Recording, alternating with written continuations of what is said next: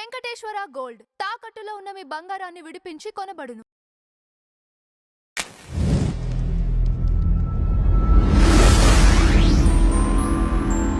మనం ఇప్పుడు రాజులు రాచరికం వ్యవస్థలో ఉన్నామా లేకపోతే ప్రజాస్వామ్యంలో ఉన్నామండి? 100% ప్రజాస్వామ్యంలో ఉన్నాం సార్. అంటే అందులో ఎలాంటి సందేహం లేదు. ప్రజలే కదా ప్రభువులు, అంతే వాళ్లే కదా, అంతే వాళ్లే నిర్ణేతలు అంతే కదా. వైఎస్ఆర్సీపీ పార్టీ జగన్మోహన్ రెడ్డి గారి చర్యలు తీసుకున్నట్టయితే నేను ఏది చెప్తే అదే రూలు అన్న విధంగా ఉన్నట్టేమో అనిపిస్తున్నాయి. ప్రతిదీ ఒకటి కాదండి. ఒక చిన్న ఇప్పుడు మనకి స్వాతంత్రం వచ్చిన దినం అసలు మెయిన్ పండగ ఏదండి మనకి? ఒకవేళ నిజంగా అందరం కలిసి కట్టుగా జరుపుకునే పండగ ఏదన్నా ఒక్కటి ఉందంటే అది స్వాతంత్ర దినోత్సవం. అంతే. సో మనందరి పండగ అదే కదండి. మరి దానికి దూరంగా ఉండాల్సిన అవసరం ఏంటండి? నేను మీరు ఈ మాట అనగానే అని ఒక నవ్వు నవ్వా. ఇప్పుడే మీరు క్వశ్చన్ అడుగుతున్నప్పుడే నవ్వా. ఓకే, నేను ఒక భారతీయుడిని సార్. నాకు నా మతం, నేను ఒక ముస్లింని, మీరు ఒక హిందూ, ఆయన ఒక క్రిస్టియను. మన బలం ఏంటో తెలుసా మీకు? మన బలం ఏంటంటే జాతీయ భిన్నత్వంలో ఏకత్వం. ఓకే, మనందరం భిన్నమైనటువంటి మతాలు కలిగిన వాళ్ళం అయినా సరే మనల్ని కలిపేది ఏది?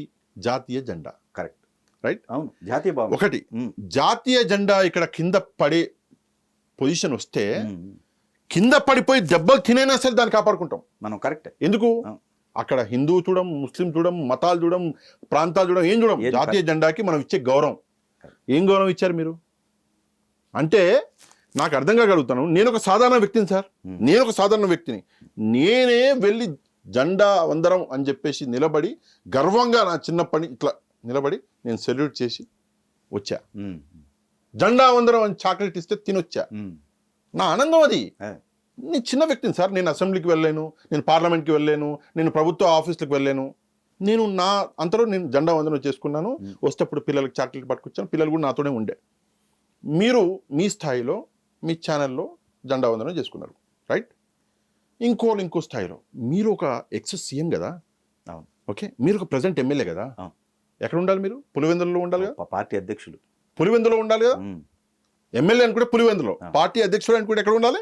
పార్టీ ఆఫీస్ తాడేపల్లిలో. రైట్. ఎక్కడ ఉండాలి మీరు? అంటే జాతీయ జెండా అంటే అంత చులకన మీకు? అంటే స్వాతంత్ర దినోత్సవం అంటే అంత చులకన మీకు? ఇలా ఈ పరిస్థితులు ఉంటే నేను ఒక విషయం మాత్రం ఖచ్చితంగా చెప్పగలను.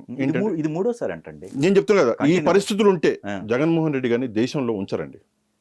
ఓకే, ఇంత చిన్న చూపు చూస్తే జాతీయ జెండాని, దేశాన్ని, జగన్మోహన్ రెడ్డి గారు ఈ దేశంలో ఉండడానికి అర్హుడు కాదు. ఇది నేను ఖచ్చితంగా చెప్తున్నాను ఆన్ రికార్డ్. మీరు ఏమని అనుకోండి, పాషా గారు కొంచెం పర్సనల్గా ఎమోషనల్ అవుతాను. అది నా దేశంతో ముడిపడి ఉన్నటువంటి అంశం. అవుతాను. ఎలాగండి నాకు అర్థం కాదు. బాధ్యత లేదు మీకు? సీఎం అవ్వడానికి మీరు, జెండా మాత్రం సజ్జల గారు. ఆయన సీఎం చేయండి, ఆయనే సీఎం చేయండి.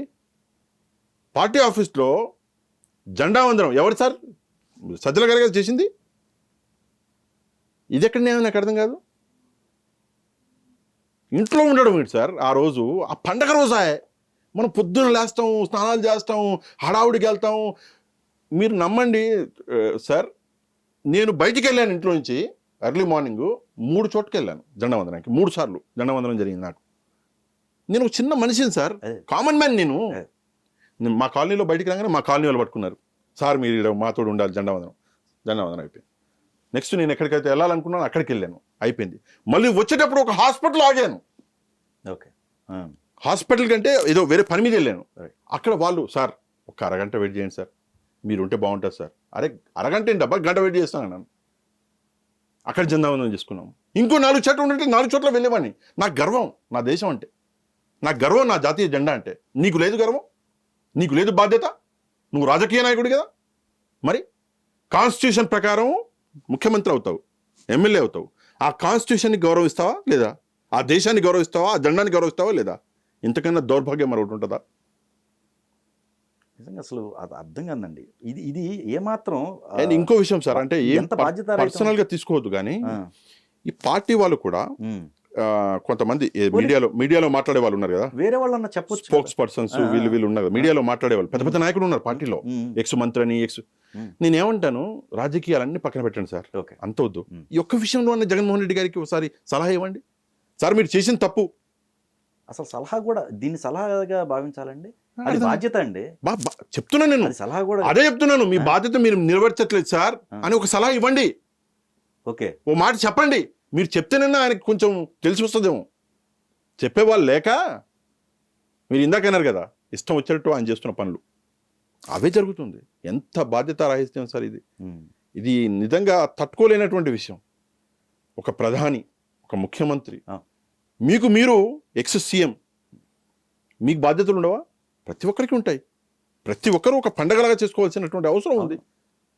నెక్స్ట్ చెప్పకూడదు కానీ సార్ ఒక విషయం, వైసీపీ పార్టీ కూడా పెద్ద ఎత్తున ఎక్కడ చేయలేదు సార్. ఈవెన్ తాడేపల్లిలో జెండా వందనం ఏదో జరిగింది కూడా, అది కూడా ఏదో చిన్నగా అదంటే ఏదో చూపించడానికి చేశారు అంతేగాని ఎక్కడ కూడా ఒక బాధ్యతగా ఒక పండగలాగా వీళ్ళు చేసుకోలేదు. ఎందుకు సార్ నాకు అర్థం కాదు. ఏంటి కోపం మీకు? ప్రజల మీద కోపమా, దేశం మీద కోపమా, జాతీయ జెండా మీద కోపమా?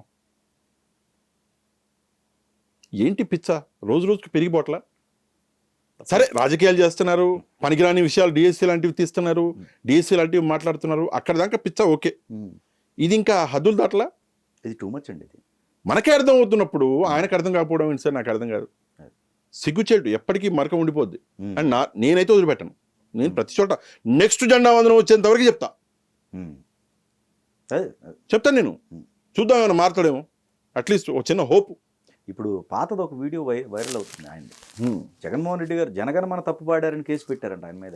అదేదో అది సర్క్యులేట్ అవుతుంది. అది కూడా జరిగిందా? జగన్మోహన్ రెడ్డి గారు జనగణమన తప్పు పాడారు అంటే నేను ఆ వీడియో అయితే చూడలేదు. వైరల్ అవుతుందండి ఒకటి పాతది. ఓకే, మేబీ నేను దాన్ని అయితే ఏమీ అది చేయను, ఎందుకంటే నేను చూడలేదు. ఓకే, ఒక మనిషికి అన్ని తెలియాలని ఏం లేదు కదా సార్. నేను కూడా మిస్ అయ్యాను. మన జాతీయ గీతం నేను మిస్ అయ్యాను, ఆ వీడియో మిస్ అయ్యాను అంటున్నా. నిజంగా సార్, జాతీయ గీతం తెలియని భారతీయుడు ఉండడు సార్, ఒకటి.